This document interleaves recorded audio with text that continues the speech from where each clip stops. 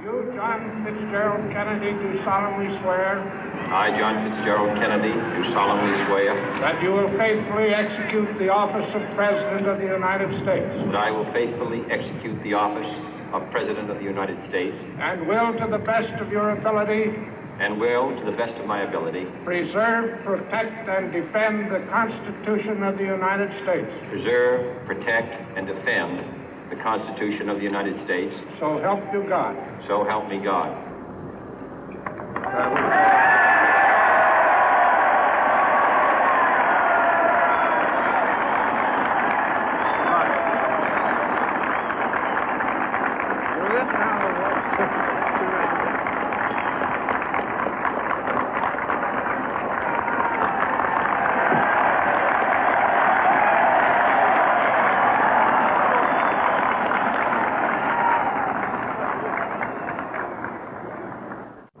Vice President Johnson, Mr. Speaker, Mr. Chief Justice, President Eisenhower, Vice President Nixon, President Truman, Reverend clergy, fellow citizens.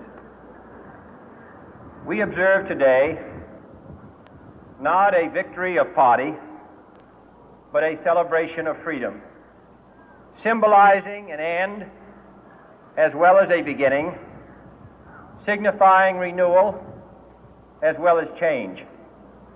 For I have sworn before you and Almighty God the same solemn oath our forebears prescribed nearly a century and 3/4 ago.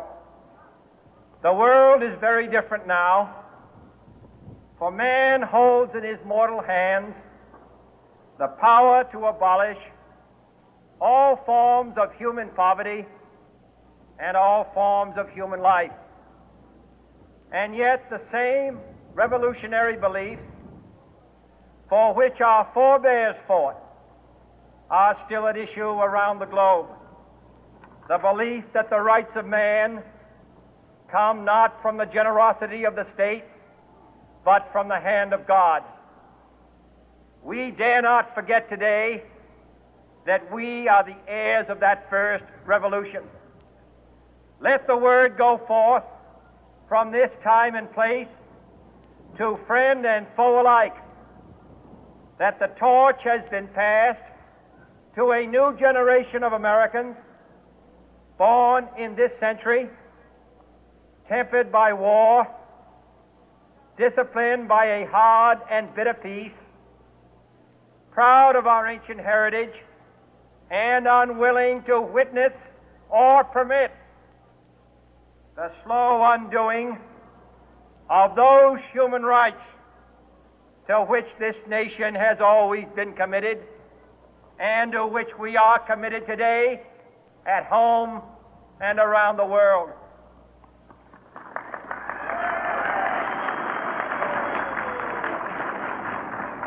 Let every nation know, whether it wishes us well or ill, that we shall pay any price, bear any burden, meet any hardship, support any friend, oppose any foe to assure the survival and the success of liberty.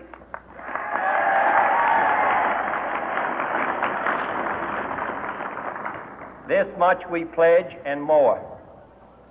To those old allies whose cultural and spiritual origins we share, we pledge the loyalty of faithful friends. United, there is little we cannot do in a host of cooperative ventures. Divided, there is little we can do, for we dare not meet a powerful challenge at odds and split asunder.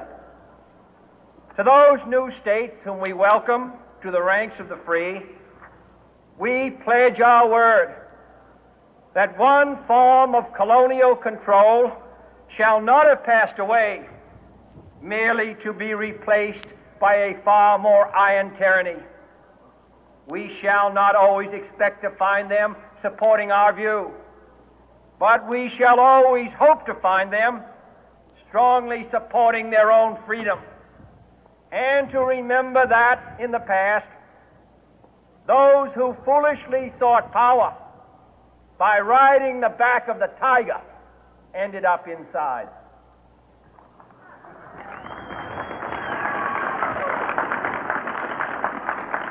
To those people in the huts and villages of half the globe struggling to break the bonds of mass misery, we pledge our best efforts to help them help themselves for whatever period is required, not because the communists may be doing it, not because we seek their votes, but because it is right.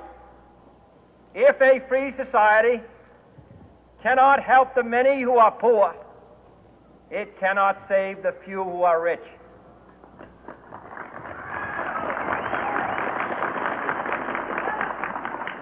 To our sister republics south of our border, we offer a special pledge to convert our good words into good deeds, in a new alliance for progress, to assist free men and free governments in casting off the chains of poverty. But this peaceful revolution of hope cannot become the prey of hostile powers.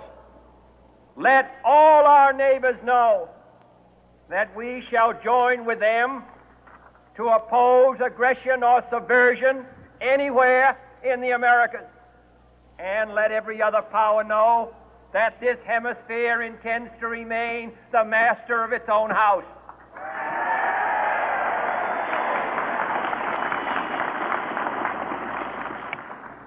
To that World Assembly of Sovereign States, the United Nations, our last best hope, in an age where the instruments of war have far outpaced the instruments of peace, we renew our pledge of support to prevent it from becoming merely a forum for invective, to strengthen its shield of the new and the weak, and to enlarge the area in which its writ may run. Finally, to those nations who would make themselves our adversary, we offer not a pledge, but a request that both sides begin anew the quest for peace. Before the dark powers of destruction, unleashed by science, engulf all humanity in planned or accidental self-destruction, we dare not tempt them with weakness, for only when our arms are sufficient beyond doubt can we be certain beyond doubt that they will never be employed.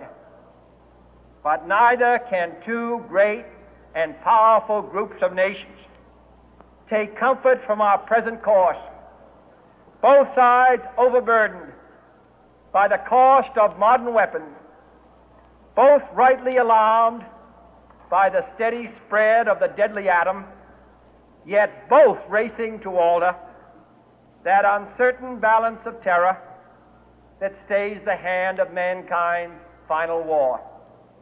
So let us begin anew, remembering on both sides that civility is not a sign of weakness, and sincerity is always subject to proof. Let us never negotiate out of fear, but let us never fear to negotiate.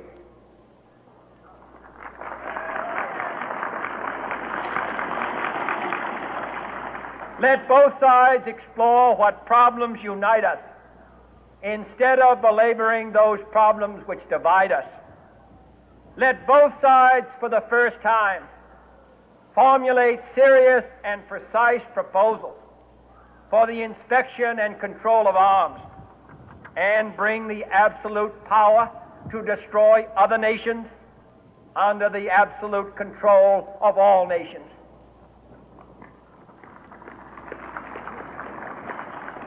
Let both sides seek to invoke the wonders of science instead of its terrors. Together, let us explore the stars, conquer the deserts, eradicate disease, tap the ocean depth, and encourage the arts and commerce.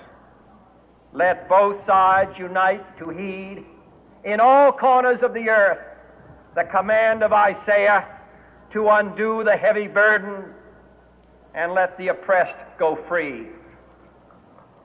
And if a beachhead of cooperation may push back the jungle of suspicion, let both sides join in creating a new endeavor, not a new balance of power, but a new world of law, where the strong are just and the weak secure and the peace preserved. All this will not be finished in the first 100 days, nor will it be finished in the first 1,000 days, nor in the life of this administration, nor even perhaps in our lifetime on this planet. But let us begin.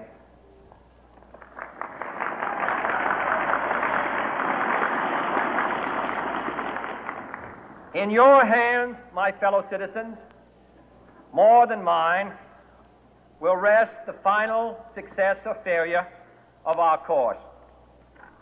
Since this country was founded, each generation of Americans has been summoned to give testimony to its national loyalty.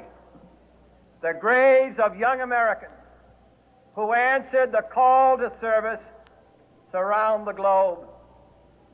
Now the trumpet summons us again, not as a call to bear arms, though arms we need, not as a call to battle, though in battle we are, but a call to bear the burden of a long twilight struggle, year in and year out, rejoicing in hope, patient in tribulation, a struggle against the common enemies of man, tyranny, poverty, disease, and war itself.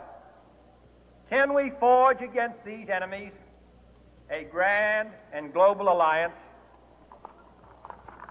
north and south, east and west, that can assure a more fruitful life for all mankind? Will you join in that historic effort?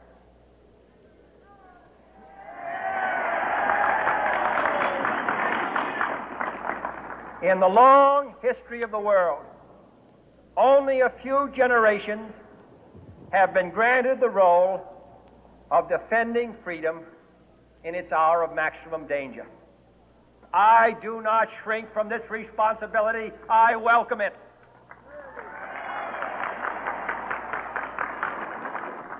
I do not believe that any of us would exchange places with any other people or any other generation. The energy, the faith, the devotion which we bring to this endeavor will light our country and all who serve it. And the glow from that fire can truly light the world. And so, my fellow Americans, ask not what your country can do for you. Ask what you can do for your country.